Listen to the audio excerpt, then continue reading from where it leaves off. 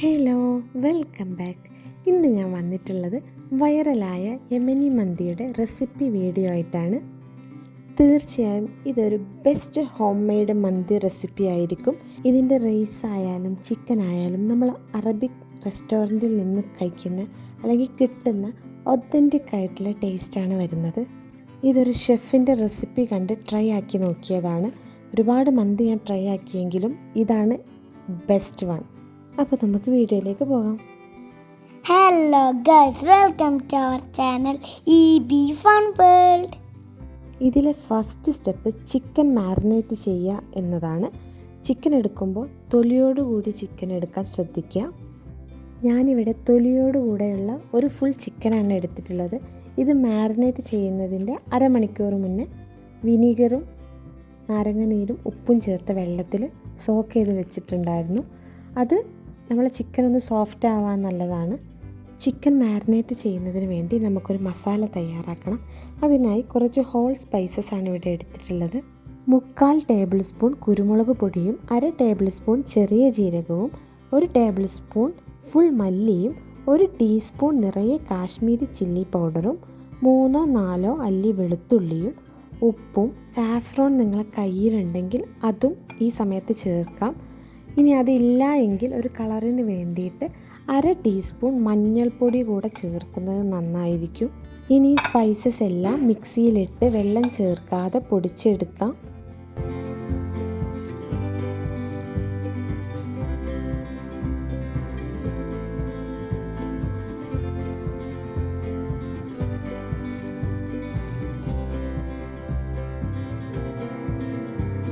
ഈ പൊടിച്ചെടുത്ത മസാലയ്ക്ക് നല്ല സ്മെല്ലാണ് വരുന്നത്. പൊടിച്ചെടുത്ത ഈ മസാല ഒരു ബൗളിലേക്ക് മാറ്റാം. നമ്മളിത് വെള്ളം ചേർക്കാതെയാണല്ലോ പൊടിച്ചെടുത്തിട്ടുള്ളത്. ഈ ഒരു മസാലയിൽ വെള്ളം നമ്മൾ ചേർക്കുന്നില്ല, ഒലീവ് ഓയിലാണ് ചേർക്കുന്നത്. ഒലീവ് ഓയിൽ ഉണ്ടെങ്കിൽ ഒലീവ് ഓയിൽ തന്നെ എടുക്കാൻ ശ്രദ്ധിക്കുക. ഇനി അതില്ല എങ്കിൽ സൺഫ്ലവർ ഓയിൽ നിങ്ങൾക്ക് യൂസ് ചെയ്യാവുന്നതാണ്. ഞാനിവിടെ ഒരു 1/4 കപ്പ് ഒലീവ് ഓയിൽ ചേർത്തിട്ടാണ് ഇതൊന്ന് കുഴച്ചെടുക്കുന്നത്. ഈ സമയത്ത് ഉപ്പ് കുറവാണെങ്കിൽ ഉപ്പ് ചേർത്ത് കൊടുക്കുക. ഇനി വിനീഗറിൽ സോക്ക് ചെയ്ത് വെച്ച് ചിക്കൻ എടുത്ത് വെള്ളം വാർന്ന ശേഷം ഒരു ഫോർക്കോ കത്തിയോ ഉപയോഗിച്ച് നല്ല രീതിയിൽ ഹോൾസ് ഇട്ട് കൊടുക്കുക. ഇങ്ങനെ ചെയ്യുന്നത് കാരണം നമ്മുടെ മസാല ചിക്കനിൽ നല്ല രീതിക്ക് പിടിച്ചു കിട്ടും. ഇനി അരച്ചെടുത്ത മസാല ചിക്കനിൽ നല്ല രീതിയിൽ തേച്ച് പിടിപ്പിക്കുന്നുണ്ട്. ഇത് നമ്മൾ ഒരു 2 മണിക്കൂറെങ്കിലും മാരിനേറ്റ് ചെയ്ത് വെക്കണം. അങ്ങനെ വെച്ചാൽ നമ്മളെ ചിക്കനിൽ നല്ല രീതിക്ക് മസാല പിടിക്കുകയും അത്രയും ടേസ്റ്റും ഈ ഒരു ചിക്കന് ഉണ്ടാവും. അപ്പോൾ ഞാനിവിടെ എല്ലാ ഭാഗത്തും മസാല എത്തുന്ന രീതിയിൽ തേച്ച് പിടിപ്പിച്ചിട്ടുണ്ട്. ഇനി ഇത് ഫ്രിഡ്ജിലേക്ക് വെക്കുകയാണ്. മാരിനേറ്റ് ചെയ്ത് ചിക്കൻ റെസ്റ്റ് ചെയ്യാൻ വെച്ച ശേഷം ഞങ്ങളൊന്ന് പുറത്തേക്ക് ഇറങ്ങി 1-2 സാധനങ്ങൾ വാങ്ങിക്കാനുണ്ട്. പിന്നെ മാർക്കറ്റിലൊന്ന് പോവാനുണ്ട്. മാഷാ അല്ലാ, മോനൊന്ന് നോമ്പെടുത്തിട്ടുണ്ട്. അതിൻ്റെ ഒരു ക്ഷീണമാണ് ആളെ മുഖത്ത് കാണുന്നത്. ഇത് എല്ലാ വ്യാഴാഴ്ചയും വെള്ളിയാഴ്ചയും ഉണ്ടാകുന്ന ഒരു മാർക്കറ്റാണ്. നമ്മളെ റൂമിൻ്റെ തൊട്ടടുത്ത് തന്നെയാണ്. കുറച്ച് വെജിറ്റബിൾസ് വാങ്ങിക്കാനുണ്ട്, അതിന് വേണ്ടിയിട്ട് പോയതാണ്. അങ്ങനെ വെജിറ്റബിൾസൊക്കെ വാങ്ങി നമ്മൾ തിരിച്ച് റൂമിലേക്ക് തന്നെ എത്തി. റൂമിലെത്തിയ ശേഷം ക്ലീനിങ്ങും കുളിയും നിസ്കാരമൊക്കെ കഴിഞ്ഞ് വൈകുന്നേരമാണ് പിന്നെ ഞാൻ കിച്ചണിലേക്ക് കയറുന്നത്. കിച്ചണിലേക്ക് വന്ന ഉടനെ റൈസ് തയ്യാറാക്കുന്നതിന് വേണ്ടിയുള്ള സവാളയും ക്യാപ്സിക്കവും കട്ട് ചെയ്തെടുക്കുകയാണ്. ക്യാപ്സിക്കവും സവാളയും നൈസായിട്ട് കട്ട് ചെയ്തെടുക്കുക. പെട്ടെന്ന് വെന്ത് കിട്ടുന്നതിന് വേണ്ടിയാണ്. റൈസ് തയ്യാറാക്കുന്നതിന് വേണ്ടി ഒരു വലിയ സവാളയും ഒരു ക്യാപ്സിക്കവും നമുക്ക് വേണം. ഇഞ്ചി വെളുത്തുള്ളി പേസ്റ്റ് 1 ടേബിൾ സ്പൂൺ വേണം. ഇഞ്ചിയുടെ അളവ് കൂടാതെ ശ്രദ്ധിക്കണം. അവസാനം ചേർക്കുന്നതിന് വേണ്ടി ഒരു 1/4 കപ്പ് ഗ്രേറ്റ് ചെയ്ത ക്യാരറ്റും എടുത്ത് വെക്കാം. പാത്രം ചൂടാവുന്ന ഗ്യാപ്പിൽ വേഗം സൽസ തയ്യാറാക്കാം. അതിനായി ഒരു വലിയ തക്കാളിയും 1 കഷ്ണം സവാളയും ചെറിയൊരു കഷ്ണം ഇഞ്ചിയും വെളുത്തുള്ളിയും മല്ലിച്ചെപ്പും കൂടെ മിക്സിയിലിട്ട് അരച്ചെടുക്കാം. ആവശ്യത്തിനുള്ള ഉപ്പും ചേർത്ത് കൊടുക്കാം. എന്നിട്ട് അതൊരു സൈഡിലേക്ക് മാറ്റിവെക്കാം. അപ്പോഴേക്കും നമ്മൾ മന്തി വെക്കാനുള്ള പാത്രമൊക്കെ ചൂടായി വന്നിട്ടുണ്ട്. ഇനി ഇതിലേക്ക് 5 ടേബിൾ സ്പൂൺ സൺഫ്ലവർ ഓയിൽ ചേർത്ത് അതിലേക്ക് നമ്മൾ നേരത്തെ കട്ട് ചെയ്ത് വെച്ച സവാളയും ഉപ്പും ചേർത്ത് നന്നായിട്ട് വഴറ്റിയെടുക്കുക.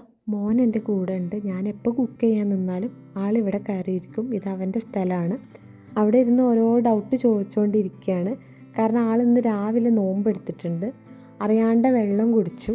അപ്പോൾ എൻ്റെ നോവ് പോയോ ഇല്ലേ എന്നൊക്കെ അറിയാൻ വേണ്ടിയിട്ട് വന്നിരിക്കുകയാണ്. മാഷാ അല്ലാ, ഞാൻ നേരത്തെ പറഞ്ഞല്ലോ അവ 2 നോമ്പ് ഫുൾ എടുത്തിട്ടുണ്ട്. നമ്മൾ നിർബന്ധിക്കുന്നൊന്നുമല്ല, അവനായിട്ട് അവർക്ക് ഇഷ്ടപ്പെട്ട് എടുക്കുന്നതാണ്. പിന്നെ സ്വാഭാവികമായിട്ടും അവരെക്കാൾ മുതിർന്ന കുട്ടികൾ നോമ്പെടുക്കുന്നത് കാണുമ്പോൾ അവർക്കൊരു ആ ഒരു ടെൻഡൻസി ഉണ്ടാവില്ല അവരെക്കാൾ മുന്നിലെത്തണം എന്നുള്ള ആ ഒരു വാശിയും കൂടെ ഉണ്ടാക്ക്.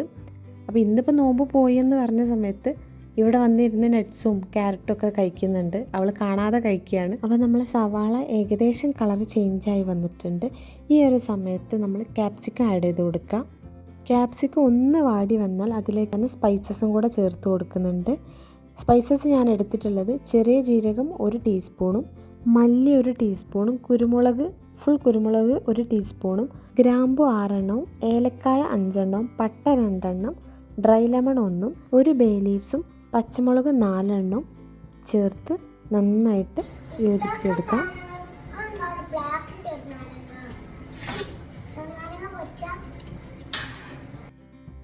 ഈ സ്പൈസസ് ഒന്ന് മൂത്ത് വന്നാൽ ഇതിലേക്ക് 1 ടേബിൾ സ്പൂൺ ഇഞ്ചി വെളുത്തുള്ളി പേസ്റ്റും കൂടെ ചേർക്കാം. ഇതൊന്ന് നന്നായി ഇളക്കിയെടുത്ത ശേഷം നേരത്തെ സോക്ക് ചെയ്ത് വെച്ച അരി നമുക്കിതിലേക്ക് ചേർത്ത് കൊടുക്കാം. ഞാനിവിടെ 4 കപ്പ് അരിയാണ് എടുത്തിട്ടുള്ളത്. അപ്പോൾ 1 കപ്പ് അരിക്ക് 1.5 കപ്പ് വെള്ളം എന്ന രീതിയിൽ വെള്ളം ഒഴിച്ചിട്ട് നമ്മൾ തിളപ്പിക്കാൻ വെക്കണം. വെള്ളം അരി ചേർത്ത് ഓയിലിൽ ഒന്ന് വറുത്തെടുത്ത ശേഷം 1 കപ്പ് അരിക്ക് 1.5 കപ്പ് വെള്ളം എന്ന കണക്കിന് തിളപ്പിച്ചെടുത്ത വെള്ളം നമ്മളിപ്പോൾ ചേർത്ത് കൊടുക്കുക. ഇതിലേക്ക് ആവശ്യത്തിനുള്ള ഉപ്പും ചേർത്ത് നന്നായിട്ട് ഇളക്കിയെടുക്കാം.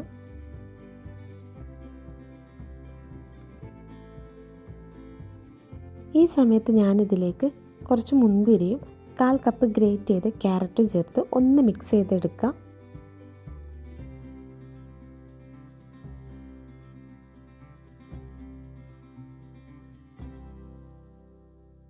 ഈ സമയത്ത് ഫ്ലെയിം ഓഫ് ചെയ്യണം എന്ന് നിർബന്ധമില്ല.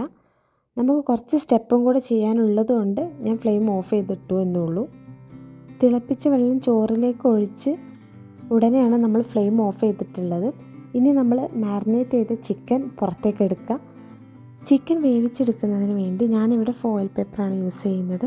നിങ്ങളെ വീട്ടിൽ വലിയ ആവിപാത്രം ഉണ്ടെങ്കിൽ അതിൽ നമുക്ക് ഈ ഒരു റൈസ് ഉണ്ടാക്കിയെടുക്കാം.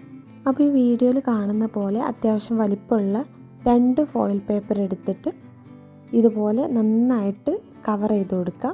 ആദ്യം ഒരു ഫോയിൽ പേപ്പർ വെച്ചിട്ട് കവർ ചെയ്തതിന് ശേഷം അതിൻ്റെ മേലെ ഒരു ഫോയിൽ പേപ്പറും കൂടെ വെച്ചിട്ട് നല്ല സെക്യൂർ ആക്കുക. ഇതിൻ്റെ സെൻറ്ററിൽ ഒന്ന് പ്രസ് ചെയ്ത് കൊടുത്താൽ അതിങ്ങനെ ഒരു കുഴി പോലെ ഉണ്ടാവും. അങ്ങനെ ചെയ്ത് കൊടുക്കുക, കാരണം നമുക്ക് ചിക്കന് വെക്കാനുള്ളതാണ്. ഈ കവർ ചെയ്തെടുത്ത ഫോയിൽ പേപ്പറിൽ പപ്പടത്തിൻ്റെ കോലോ അല്ലെങ്കിൽ കത്തിയോ ഒക്കെ ഉപയോഗിച്ചിട്ട് നല്ല രീതിക്ക് ഹോൾസ് ഉണ്ടാക്കി കൊടുക്കുക. സെൻറ്റർ ഭാഗത്ത് അത്യാവശ്യം നല്ല രീതിക്ക് ഹോൾസ് വേണം. എന്ന് കരുതി വലിയ ഹോൾസ് ഉണ്ടാക്കിയത് കുഞ്ഞു ഹോൾസ് ഉണ്ടാക്കി കൊടുക്കുക. കാരണം നമ്മൾ ചിക്കന് ഇതിന് ആവി കയറി വെന്ത് വരുമ്പോൾ ചിക്കനിൽ നിന്നുള്ള ആ മസാലയും ആ ഒരു ഗ്രേവിയൊക്കെ ഈ റൈസിലേക്ക് ഇറങ്ങാൻ വേണ്ടിയിട്ടും അതോടൊപ്പം റൈസിലെ ആവി ചിക്കനിലേക്ക് എത്തുന്നതിന് വേണ്ടിയിട്ടുമാണ് നമ്മൾ ഹോൾസ് ഇട്ട് കൊടുക്കുന്നത്. ഇനി ഇതിലേക്ക് ചിക്കൻ വെച്ച് കൊടുക്കാം. ബാക്കിയുള്ള ആ മസാല കൂടെ ഈ ചിക്കൻ്റെ മേലെ ഒഴിച്ചു കൊടുത്ത ശേഷം ചിക്കന് വീണ്ടും ഒരു ഫോയിൽ ഷീറ്റ് ഉപയോഗിച്ചിട്ട് കവർ ചെയ്തെടുക്കാം. പ്രത്യേകം ശ്രദ്ധിക്കണം, കവർ ചെയ്യുന്ന സമയത്ത് എയർ പുറത്തേക്ക് പോവാത്ത രീതിയിൽ വേണം ചിക്കൻ കവർ ചെയ്തെടുക്കാൻ.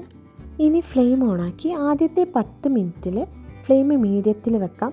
പിന്നെ ഒരു 30 to 40 മിനിറ്റ് വരെ സ്ലോ ഫ്ലെയിമിലും വെച്ച് പിന്നെ ഒരു 10 മിനിറ്റ് അങ്ങനെ തന്നെ ആവിയിൽ വെക്കാം. ഫ്ലെയിം ഓഫ് ചെയ്ത ശേഷം വേണം 10 മിനിറ്റ് ആവിയിൽ വെക്കാൻ. ഇത് ഈ പ്രഷറിൽ കിടന്ന് സ്ലോ കുക്കായി വേവുന്നത് കൊണ്ട് തന്നെ ചിക്കൻ നല്ല രീതിക്ക് വെന്ത് കിട്ടും. ചിക്കൻ വേവോ എന്നുള്ള ടെൻഷനൊന്നും വേണ്ട. റൈസ് ആയാലും ചിക്കൻ ആയാലും നല്ല പെർഫെക്റ്റായിട്ട് വെന്ത് വരും. അരിയിലേക്കുള്ള വെള്ളം എടുക്കുമ്പോൾ ശ്രദ്ധിക്കുക, വെള്ളം കൂടാനോ കുറയാനോ പാടില്ല.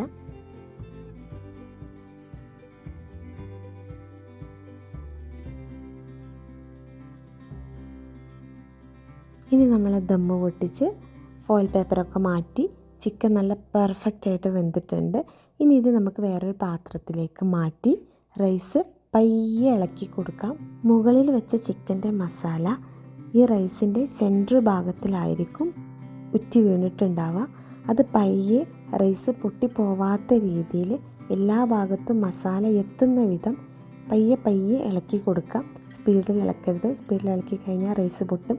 അപ്പം അതിൻ്റെ ടേസ്റ്റിലും ആ ഒരു ഭംഗിയൊക്കെ മാറും. മന്തിക്ക് സ്മോക്ക് ടേസ്റ്റ് ഇഷ്ടമുള്ളവർ റൈസ് മിക്സ് ചെയ്ത ശേഷം ഇതിലേക്കൊരു ബൗള് വെച്ച് അതിൽ ചാർക്കോൾ ചൂടാക്കി കുറച്ച് സൺഫ്ലവർ ഓയിൽ ഒഴിച്ച് മൂടി വെക്കാം.